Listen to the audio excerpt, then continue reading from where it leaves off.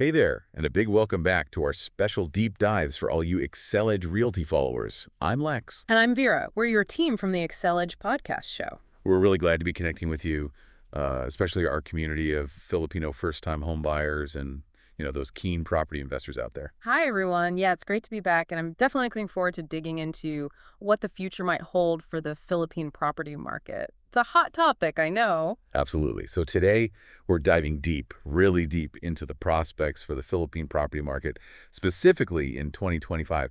Think of this as, well, getting the inside track.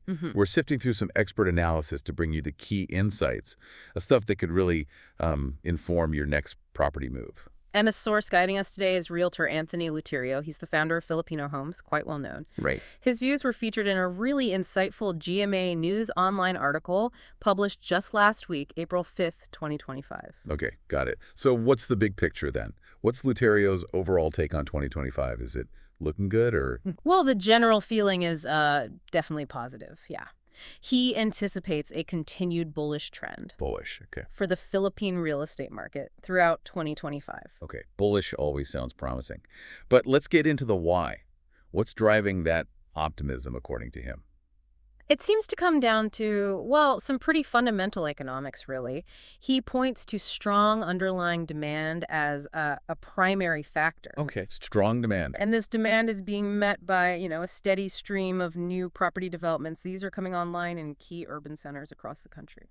So it's supply and demand basics, really, not just wishful thinking. Pretty much. Now, when he talks about strong demand, does he give us a sense of where it's particularly concentrated? He does, yeah. If we zoom in a bit, Leuterio notes the primary market that's, developers selling brand new properties. The build, exactly.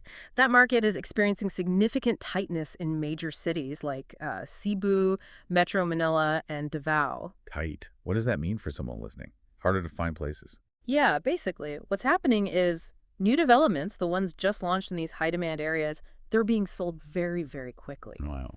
And you know what happens then, right? More buyers than available units.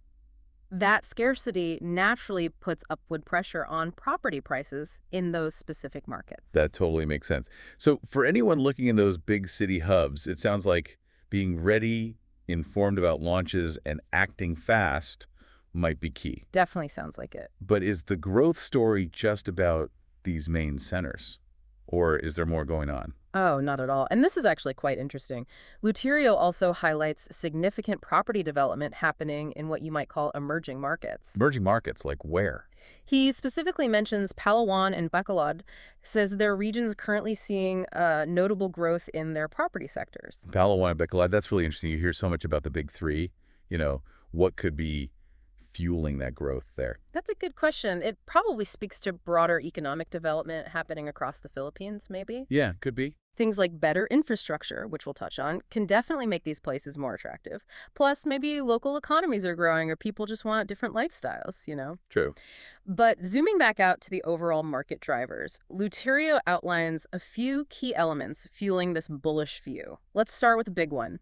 OFW remittances. Yes. Always crucial. Absolutely. That steady flow of money from overseas Filipino workers is still such a vital pillar for the economy, right? Mm-hmm. And Leuterio underscores its direct, pretty substantial impact on real estate.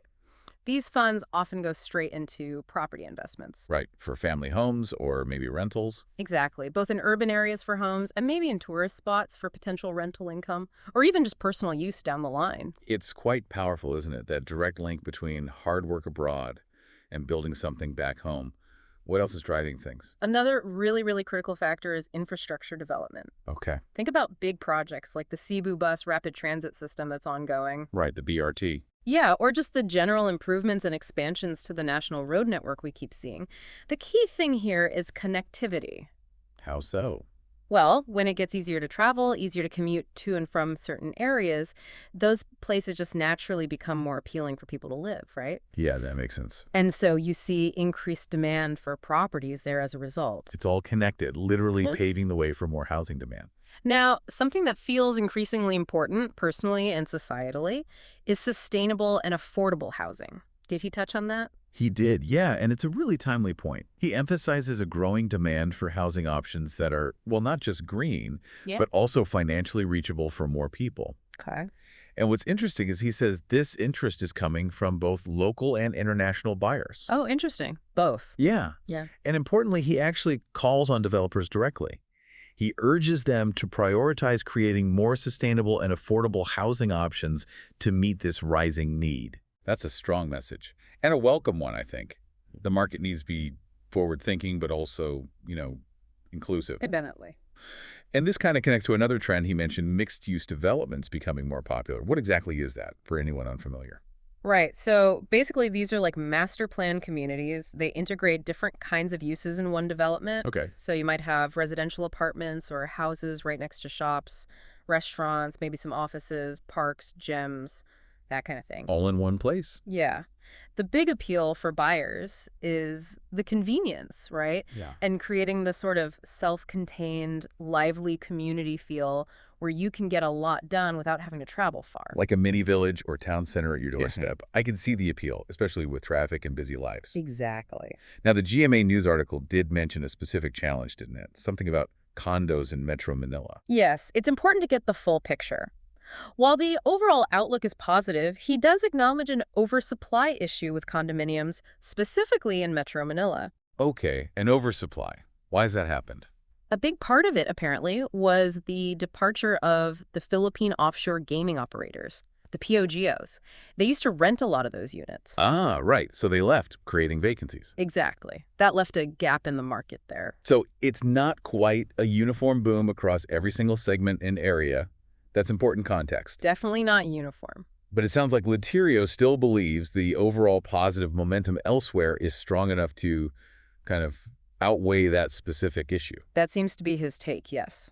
He even addresses potential wider economic headwinds, Like what? Inflation, interest rates. Precisely.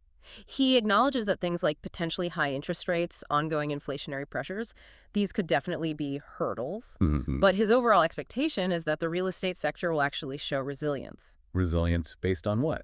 The key factors underpinning it, in his view, are that strong underlying demand from end users, people buying homes to actually live in. Right, not just speculating. Exactly. That combined with the growth being genuinely fueled by all those infrastructure projects we talked about. Got it. So those fundamentals, real demand and tangible improvements, are seen as a kind of buffer against economic wobbles. That seems to be the argument, yeah. Okay.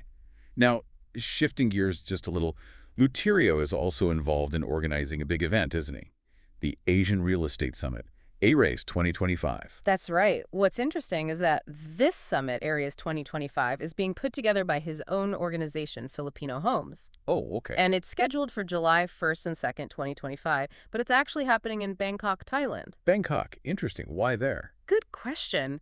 It probably highlights how interconnected the Asian property markets are becoming, maybe. Could be. The main goal of ARES 2025 is basically to create a platform, a place for networking, sharing knowledge among key players in the real estate game. So developers, agents, investors. Yeah, CEOs, top executives, they're expecting a big turnout. Projections are over 30 top developers and maybe around 1,000 real estate professionals attending. Wow. That's a significant gathering. What's the pitch? What are the benefits for people who go? Well, the potential upsides look pretty good. It's pitched as a unique chance to elevate your career by hearing from top people, expand your network massively, and really get deeper insights into where things are heading, not just in the Philippines, but the broader Asian real estate scene, too. Okay. Leuterio himself apparently said the summit will be a key place for CEOs and top execs to share best practices and, their latest strategies. Sounds like a must-attend for serious players in the region's property market, then. Seems like it could be very valuable, yeah. So as we start to wrap up this deep dive, what would you say is the main thing our listeners should take away from Anthony Leuterio's analysis for 2025? The big picture summary. Okay, if we boil it all down, the main message is one of cautious optimism, I'd say. Cautious optimism. Yeah. The Philippine property market is expected to keep growing in 2025. It's driven by strong fundamentals that demand in key cities, the vital OFW money coming in, and the real impact of infrastructure development. Right. Plus, we're seeing that clear shift, that growing preference for sustainable and mixed-use places, which developers really need to pay attention to. Mm-hmm. Now, there are specific challenges, yes, like that condo oversupply in Manila we discussed. But the underlying strengths seem poised to keep things moving upwards overall. That's a great summary. And look, for everyone listening who is thinking about making a move in the Philippine property market, maybe you're that first-time home buyer or perhaps a seasoned investor looking for the next opportunity. Yeah. We at Excel Edge Realty, well, this is what we do. Yeah. We specialize in that mid-price to high-ticket real estate segment. Our whole focus is helping you navigate this market. Helping find the right fit. Exactly. Finding the perfect property for your specific needs, your investment goals. You can check out what we offer, see current listings on our website. It's www.exceledge.com.ph. Good plug. And actually, thinking about those prospects, especially the growth he mentioned in areas outside the main hubs, like Palawan and Bacolod, Yeah. it really makes you think, doesn't it? It prompts a really interesting question for everyone listening to consider.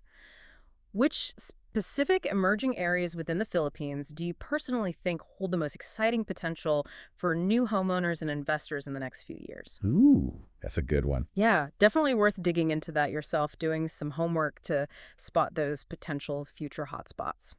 That is a fantastic question to chew on. Great food for thought and maybe some further research for our listeners. And hey, before we sign off, if you found this deep dive helpful, if you got some value out of it, please do us a quick favor and hit that follow button. Yeah, don't miss the next one. Exactly, so you don't miss our future analyses. And if you know someone else, a friend, family member, colleague, who could benefit from knowing about these Philippine property market trends, please share this with them. Spread the knowledge. Definitely. Until our next deep dive, thank you so much for tuning in. Thanks, everyone. See you next time.